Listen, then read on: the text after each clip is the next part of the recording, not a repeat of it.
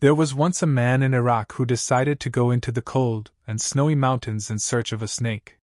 He wanted to display the snake to the townspeople and thereby raise a few coppers from the incredulous crowd. Foolish man that he was, he searched through the mountains and lo and behold, he found a terrible and fierce-looking dragon who seemed quite dead from the cold. He bundled up the creature in a cloth and tied it up with string, and carried it down to the town. "See," he cried out to the townspeople, "see what I have brought, with great difficulty and much searching, from the mountains. Come and see this terrible and fierce-looking dragon, whom I have killed." The townspeople came from near and far to behold such a sight. They rallied around the dragon, and the crowd grew so thick that people jostled against one another, all craning their necks to catch a glimpse of this fierce and terrible dead dragon. In the town, the sun grew stronger, and by the warmth of its rays, the dragon began to emerge slowly from its frozen state.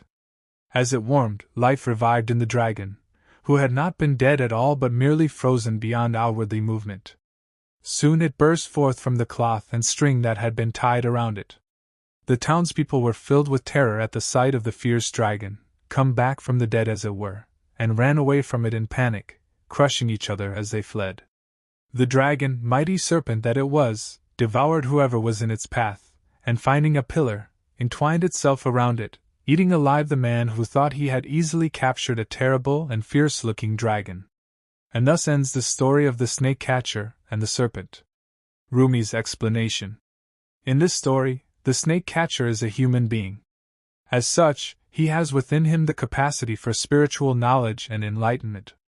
However, attracted to the prospect of gaining material wealth and worldly fame, he goes into the snowy mountains to catch a serpent, a creature that has never befriended the human race.